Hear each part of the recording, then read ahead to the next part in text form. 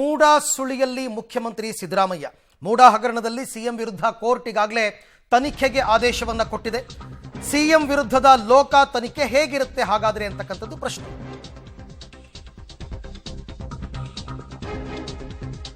ಯಾರೋ ಜನಸಾಮಾನ್ಯರ ವಿರುದ್ಧದ ತನಿಖೆಗೂ ಮುಖ್ಯಮಂತ್ರಿ ವಿರುದ್ಧದ ಲೋಕಾಯುಕ್ತ ತನಿಖೆಗೂ ವ್ಯತ್ಯಾಸ ಇರುತ್ತೆ.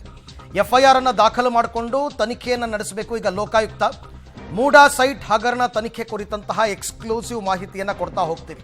ಹೇಗಿರುತ್ತೆ ಈ ತನಿಖೆ, ಮೈಸೂರಿನ ಲೋಕಾಯುಕ್ತರು ಯಾವ ರೀತಿ ತನಿಖೆಯನ್ನು ಮಾಡ್ತಾರೆ ಅಂತಕ್ಕಂಥದ್ದು ಸದ್ಯದ ಪ್ರಶ್ನೆ. ಸಿಎಂ ವಿರುದ್ಧ ಲೋಕ ತನಿಖೆ ಯಾವ ರೀತಿ ಇರುತ್ತೆ ಅಂದರೆ, ಕೋರ್ಟ್ ಆದೇಶದ ಪ್ರತಿ ತಲುಪಿದ ಬಳಿಕ ಎಫ್ಐಆರ್ ದಾಖಲಾಗುತ್ತೆ. ಇವತ್ತು ಮಧ್ಯಾಹ್ನದ ವೇಳೆಗೆ ಕೋರ್ಟ್ ಆದೇಶದ ಪ್ರತಿ ತಲುಪುತ್ತೆ ಅವರಿಗೆ, ಅಂದರೆ ಹಾರ್ಡ್ ಕಾಪಿ. ಅದರ್ವೈಸ್ ನಿಮಗೆ ವೆಬ್ಸೈಟಲ್ಲಿ ಅಪ್ಲೋಡ್ ಮಾಡಿರ್ತಾರೆ, ಅದು ನೋಡ್ಕೋಬೋದು. ಎಫ್ಐಆರ್ ಅನ್ನು ದಾಖಲಿಸ್ಕೊಂಡು ತನಿಖೆಯನ್ನು ಲೋಕಾಯುಕ್ತ ಆರಂಭ ಮಾಡ್ತಾರೆ. ಯಾಕೆ ಮೈಸೂರು ಲೋಕಾಯುಕ್ತ ಅಂದರೆ, ದೂರು ಮೊದಲು ಸಲ್ಲಿಕೆಯಾಗಿದ್ದು ಮೈಸೂರು ಲೋಕಾಯುಕ್ತಕ್ಕೆ. ಮೈಸೂರು ಲೋಕಾಯುಕ್ತ SP ಉದೇಶ್ ನೇತೃತ್ವದಲ್ಲಿ ತನಿಖೆ ನಡೆಯುತ್ತೆ ಅಂತ ಗೊತ್ತಾಗಿದೆ. ಅಂದರೆ ಅವರನ್ನೇ ತನಿಖಾಧಿಕಾರಿಯಾಗಿ ನೇಮಿಸ್ತಕ್ಕಂಥ ಸಾಧ್ಯತೆ. ಸಿಎಂ ಸಿದ್ದರಾಮಯ್ಯ ಸೇರಿ ಕುಟುಂಬದವರ ವಿರುದ್ಧ ಎಫ್ಐಆರ್ ಮಾಡಿಕೊಳ್ಳಾಗತ್ತೆ. ಆ ಎಫ್ಐಆರ್ ಆದಮೇಲೆ ಗೊತ್ತಾಗೋದು A1, A2, A3, A4 ಯಾರು ಅಂತ. ನೋಟಿಸ್ ನೀಡಿ ವಿಚಾರಣೆಗೆ ಕರೆಯಲಿದ್ದಾರೆ ಪೊಲೀಸರು. ವಿಚಾರಣೆಯನ್ನಂತೂ ಎದುರಿಸಲೇಬೇಕು. ನಂತರ ಮೂಡಾ ನಿವೇಶನಗಳ ದಾಖಲೆಗಳ ಪರಿಶೀಲನೆ ಆಗುತ್ತೆ. ದಾಖಲೆಗಳು ಎಷ್ಟಿದೆಯೋ ಏನೋ ಗೊತ್ತಿಲ್ಲ, ಸಿಕ್ಕಿರೋ ದಾಖಲೆಗಳನ್ನ ಪರಿಶೀಲನೆ ಮಾಡ್ತಾರೆ. ಭೂ ಸ್ವಾಧೀನ, ಪರಿಹಾರ, ಡಿನೋಟಿಫಿಕೇಶನ್, ಭೂ ಪರಿವರ್ತನೆ ದಾಖಲೆಯ ಪರಿಶೀಲನೆ, ಆಮೇಲೆ ಶಿಫಾರಸು ಪತ್ರಗಳು, ಸರ್ಕಾರದ ಆದೇಶ ಪತ್ರಗಳ ಪರಿಶೀಲನೆ, 60-40 ಇದ್ದಿದ್ದು 50-50 ಹೆಂಗಾಯಿತು, ಇದೆಲ್ಲ ಸಂಬಂಧಪಟ್ಟ ಅಧಿಕಾರಿಗಳು ಮತ್ತು ವ್ಯಕ್ತಿಗಳನ್ನೂ ವಿಚಾರಣೆ ಮಾಡ್ತಾರೆ. ದಾಖಲೆ ಪರಿಶೀಲನೆ ನಡೆಸಿ ಕೋರ್ಟ್ಗೆ ವರದಿಯನ್ನು ಸಲ್ಲಿಸುತ್ತೆ ಲೋಕಾಯುಕ್ತ. ಆ್ಯಂಡ್ ಅಗೈನ್ ಅದಕ್ಕೂ ಕೂಡ ರಾಜ್ಯಪಾಲರ ಪರ್ಮಿಷನ್ ಬೇಕು. ಈ ಬಗ್ಗೆ ಮತ್ತಷ್ಟು ಮಾಹಿತಿ ನನ್ನ ಕೊಲೀಗ್ ನರಸಿಂಹಮೂರ್ತಿ ಅವರಿಂದ ಪಡ್ಕೊಳ್ಳೋಣ. ಮೂರ್ತಿ, ಈಗ ಜನಸಾಮಾನ್ಯರೊಬ್ಬರ ಮೇಲೆ ದೂರು ದಾಖಲು ಮಾಡಿಕೊಂಡು ಎಫ್ಐಆರ್ ದಾಖಲು ಮಾಡಿಕೊಂಡು ನಡೆಸುವ ತನಿಖೆಗೂ ಮುಖ್ಯಮಂತ್ರಿಗಳ ವಿರುದ್ಧ ಎಫ್ಐಆರ್ ಮಾಡ್ಕೊಂಡು ನಡೆಸುವ ತನಿಖೆಗೂ ವ್ಯತ್ಯಾಸ ಇರುತ್ತಾ? ಹೇಗೆ ಡಿಫರೆಂಟ್ ಇದು ಅಂತ? ಅರವಿಂದ, ನಿನ್ನೆ ಜನಪ್ರತಿನಿಧಿಗಳ ವಿಶೇಷ ನ್ಯಾಯಾಲಯದ ನ್ಯಾಯಾಧೀಶರು CRPC 156(3) ಸಬ್ಸೆಕ್ಷನ್ 3ರ ಅಡಿ ಆದೇಶವನ್ನು ನೀಡಿದ್ದಾರೆ. ಮೈಸೂರು ಲೋಕಾಯುಕ್ತ SP ಅವರು FIR ಅನ್ನು ದಾಖಲಿಸಿಕೊಂಡು ತನಿಖೆಯನ್ನು ನಡೆಸುವಂತೆ ಸೂಚನೆಯನ್ನು ಸಹ ಹೊರಡಿಸಿದ್ದಾರೆ.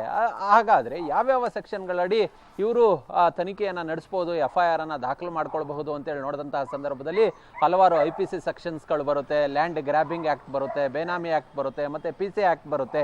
ಈ ಎಲ್ಲ ಆ್ಯಕ್ಟ್ಗಳಡಿ FIRಗಳನ್ನು ದಾಖಲು ಮಾಡ್ಕೊಳ್ಬಹುದು. ಬಹುತೇಕ ಇವತ್ತು FIR ದಾಖಲಾದಂತಹ ಬಳಿಕ ಯಾರ್ಯಾರು ಆರೋಪಿತ ಸ್ಥಾನದಲ್ಲಿರ್ತಕ್ಕಂಥ ವ್ಯಕ್ತಿಗಳು, ಅದು CM ಇರ್ಬೋದು, CM ಕುಟುಂಬಸ್ಥರಿರ್ಬೋದು, ಮೂಡಾ ಅಧಿಕಾರಿಗಳಿರ್ಬೋದು, ಅಥವಾ ಮೊದಲಿಗೆ ಜಮೀನನ್ನು ಮಾರಾಟ ಮಾಡಿದಂತಹ ನಾಗರಾಜ್ ಇರ್ಬೋದು, ಈ ಎಲ್ಲರಿಗೂ ಕೂಡ ನೋಟಿಸನ್ನು ಕೊಡಲಾಗುತ್ತೆ.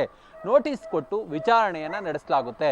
ವಿಚಾರಣೆಗೆ ಇವರು ಸ್ಪಂದಿಸದೇ ಇದ್ದಂತಹ ಸಂದರ್ಭದಲ್ಲಿ, ದಾಖಲೆಗಳನ್ನು ನೀಡದೇ ಇದ್ದಂತಹ ಸಂದರ್ಭದಲ್ಲಿ, ತನಿಖಾಧಿಕಾರಿ ಇವರನ್ನು ಅರೆಸ್ಟ್ ಮಾಡಬೇಕು ಅಂತೇಳಿ ಅನಿಸಿದಂತಹ ಸಂದರ್ಭದಲ್ಲಿ ತನಿಖಾಧಿಕಾರಿ ಇವರುಗಳನ್ನು ಅರೆಸ್ಟ್ ಮಾಡಬಹುದು. ಅದು ತನಿಖಾಧಿಕಾರಿಯ ವಿವೇಚನೆಗೆ ಬಿಟ್ಟಂತಹ ವಿಚಾರ.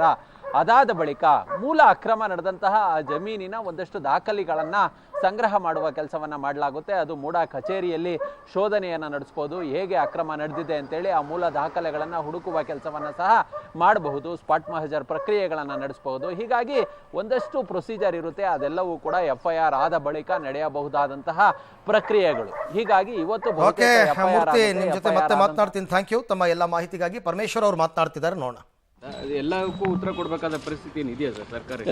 ಎಲ್ಲದಕ್ಕೂ ಉತ್ತರ ಕೊಡಬೇಕಾಗಿಲ್ಲ. ನಾವು is a constitutional head. Chief minister and the government is the executive head. ನಾವು ಪ್ರತಿನಿತ್ಯ ಅವರಿಗೆ we are not answerable every day report ಕೊಡಬೇಕು ಅಂತ ಏನಿಲ್ಲ. ಆದರೂ ಕೂಡ ಕೆಲವೊಂದು ಪಾಲಿಸಿ ಮ್ಯಾಟರ್ಸಲ್ಲಿ, ಕೆಲವೊಂದು ಮೇಜರ್ ಡಿಸಿಷನ್ಸ್ನಲ್ಲಿ we will keep him informed. ಅದರಿಂದ ಅವರಿಗೆ ದಿನ ಕಾಗದ ಬರೆದು ನೀವು ಇದಕ್ಕೆ ಮಾಹಿತಿ ಕೊಡಿ ಅಂದರೆ ನಾವು ಕೊಡೋಕ್ಕೆ ಬರೋದಿಲ್ಲ. ಈಗ ಅರ್ಕಾವತಿ ಜನ ನಿರ್ಣಯ ಆಗುತ್ತೆ ಸರ್ ಕ್ಯಾಬಿನೆಟ್, ನೋಡೋಣ. Thank you. ಓಕೆ, ಗೃಹ ಸಚಿವ ಪರಮೇಶ್ವರ್ ಅವರು ರಾಜ್ಯಪಾಲರ ವಿಚಾರವಾಗಿ ಮಾತನಾಡ್ತಿದ್ರು. ಪ್ರತಿದಿನ ಅವರು ಮಾಹಿತಿ ಕೇಳಿದ್ರೆ ದಿನ ಕೊಡಬೇಕು ಅಂತೇನಿಲ್ಲ ಅಂತ.